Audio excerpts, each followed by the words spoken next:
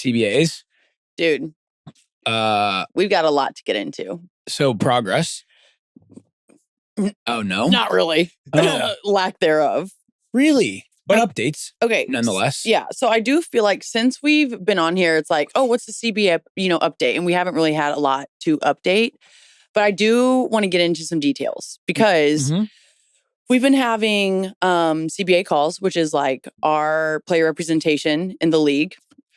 Yep. And you're directly a part of these, or you get like Spark Notes? No, you are directly a part of these. Okay. So you have like so many different executive boards and like our exec meets, there's like player reps, there's CBA reps, like there's so many different, but on these calls, when they see all of us show up, it shows that we're invested. And this is the most invested CBA that the league, I think, has ever been a part of, which is amazing. I would believe that. Yeah, super cool. Oh. I'm like actually prepared. Notes? Wait, no. Whoa. Well, this is kind of what my homework looked like in college.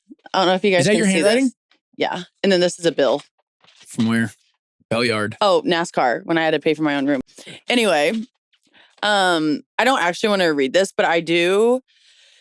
There's so much to get into. And I think a lot of people who are on the outside, they're like, just sign it. Like your salary increase is 4 times, 5 times higher, but that's not it at all. And so on the last CBA, the league actually came back to us last night at like 10 p.m.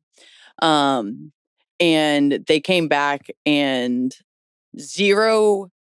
nothing happened with the revenue share. And that is the whole thing, what we're fighting for. And they go and they change our salary cap, but only like half a percentage. Like they give us like 50 to 100,000 more dollars, which is like. That's for individual players or that's for teams? Teams. Right. So like salary cap. So it's like, oh, well, you're getting more money there. But it's like, no, we want. Salary cap doesn't necessarily mean it will even affect you directly. No, they keep coming back and changing literally like half percentages of things we're not even asking. Like you think it's like a smoke screen to be like, hey, we're giving you this. Meanwhile, we're like not actually changing stuff that matters. Yeah, I think like when you go back and when we changed a little bit, right? And like we're trying to meet it's not in the middle. It's like we're trying to meet somewhere. Yeah. But for them, they won't even talk about revenue share. But that is our whole fight is revenue share. Any clue what other leagues' stances are on rev share? I mean, if you go to the NBA, I think MLB is going to have their they have a new CBA negotiation next year, and that's going to be kind of a shit show. Yeah. Like probably going to be a big lockout there because baseball money is just different. Yeah, but baseball is also more popular, I think, right now. No offense to the NBA, because the NBA fell off a little. I think baseball's kind of popping. Yeah, a cool guy sport at the moment. So that'll be interesting. Yeah, I will say you get to do certain things, and there's a lot of people from different sports who are on the league side, on the player side, and they always ask us about our CBA and like the revenue share because they know that is a huge piece. Right. Pretty much every other league, it's like 50-50. If you break it down, it's more like, 42 and whatever. But let me explain that. So it's like, if you're the league and I'm the player and you buy my jersey and I'm a male, say I'm in the NBA, if you're paying $100, the league gets $50, I get $50. Okay. Right now, in the W, it's like the league gets $97, $98 and I get $2. Okay. And that's on all, like that's tickets, that's drinks, that's anything that is money. That somewhat reminds me of old NCAA like name and likeness, where NCAA had rights to all of your name and likeness. Exactly. And so any money made off of your name or your face or the idea of you, the school and NCAA got 100% of it. Yeah. And then now NIL is like kind of fucked, but it is. They like couldn't keep doing that. No. Because people like are owed like people like people. Yes. And athletes. Yes. So like you can't do that forever. At 97 is that like... I mean, it's pretty damn close. Like, I think last year we were getting like 7-8%. So when I bought your fucking jersey that all went to Kathy? You really don't see any of it. Oh, Venmo. And that's what I'm saying. And another important piece to that is like, they want to extend our season until November 30th. So and that gives them us way more. Like that's more ticket sales. That's more games. That's more people spending money. Yeah. And so in our negotiation now, if we signed it, we will never see more than not even close to 16% of revenue share. And that's just not going to work. If you want more of our time, then that says even more that you should be giving us more revenue share. Right. Like that just makes sense. It's also wear and tear on your body. Like sports are interesting too because you're like subjecting yourself to. Well, and they want more games. So much. They want 10 plus more games outside of playoffs. And like then you got to pour into your product even more. But I will say, I do want to get into this because I think a lot of people, when you are negotiating things, right? I think you have to sacrifice some things too. And I think that you don't want to chase pennies when there's $10 bills out there. And so I think something that personally our side could do a better job of is housing. I think that if us players are getting paid 4 or 5 times more and our revenue share gets to where we want it to get, then you should have to pay for housing. Okay. Unless you're not on a guarantee contract. Because I think the league should 100% have to pay for that. Okay. Because that's like if you got a 10-day, 7-day contract to New York. Fully. Yeah, like you're not going to pay for, that just makes sense. But they haven't moved on housing once. They're like, nothing.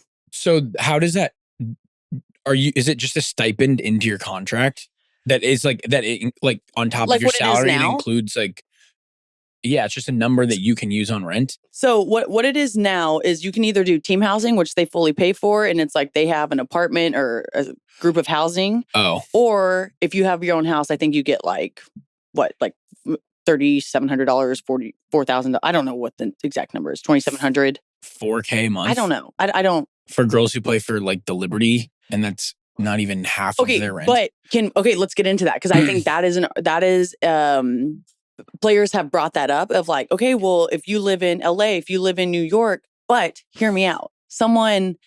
You're getting paid hundreds of thousands of dollars. Right. Revenue share goes up. That's even more in your bank account.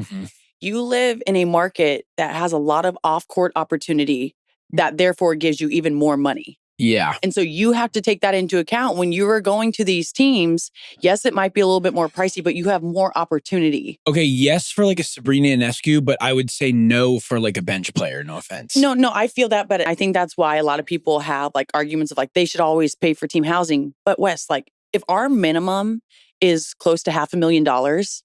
No, yeah, I'm not anti the housing, but I do think the market, for specific players, like only certain people can profit off that, where others like agreed. It's way more. Actually, hot take. Yeah, I think. Okay, like again, we'll just keep using Liberty here. Yep. Sabrina, great to be in New York. Like she's gonna have a zillion opportunities. Yep. I would almost rather be a bench player in a smaller market where like your athletes are who you love. Yeah. And like, I would almost imagine that community probably embraces the whole roster. Yep. Like, I don't know, any just Midwest Southern town more than really any non-big would. city. Yeah. Like, yeah. No, I agree with you. And I think this is like great conversation because this is like the discussions we're having. And like, here's my thing is though, you have to sacrifice something. Right. And if you're getting paid $500,000. You're saying this is where players, we need to like let go of the housing to. Some people, some might not agree with me, but I think that is something that you would have to give up. And like cars, like they pay for, like they give us cars right now. Like we have to give up and sacrifice something. But I will not sacrifice it for not guaranteed contracts. Right. Because that's just not fair. Like that just doesn't make any sense. But the league doesn't see that at all, which that just blows my mind. And so I just think that's my viewpoint on housing, which is maybe not everyone agrees with that. But I do think like there are people who their income is a way less than $500,000 and they're affording it. It's not like an offensive suggestion by you. No. That's not bad. It's not. My only thing would be like the convenience factor where like, okay, so say you just get traded or like signed to a new team and you have to leave tomorrow. Yeah. Like, is it your job to figure out housing then? So if you get traded and all that, they put you up in a hotel for X amount of days. You know what I mean? And so that's fine. But I think they only do it until then. And I think in this new CBA negotiations, I don't know if they're going to do that. And so that's kind of our fight is like, there's a selected amount of players that need team housing, or there has to be money set aside from the league to help those players who are not under guaranteed or like who get traded and all that, who are trying to figure it out. And then the people who are guaranteed, like go pay for your own stuff. But the league isn't, they're like, no one gets nothing. Yeah. Any positives in movement? We have nothing positive to No. report. I think it's just funny because I feel like a lot of people on social media, I don't know if you've seen this, is like it's like March 10th and everyone is like, oh, we have to make a decision March 10th. And Adam Silver got on and was like, we have to have there's a timeline with all this. They didn't respond to our proposals for 6 weeks. They're putting like all the pressure on us, yet they're not even moving on things that we need them to move on. Like they are changing every little thing possible, except for what our top freaking things. And again, like the league putting all the pressure on us players to make moves. We've made moves. We're waiting on you guys to respond. And at the end of the day, like I think they're waiting for us players to crack. I'm telling you, we are unified as it gets right now. And like, if we don't have a season, that says a lot more about the WNBA league than us because we're ready. Like we are all training, we are all playing, we are ready to go, but we are not going to play for less than what we deserve.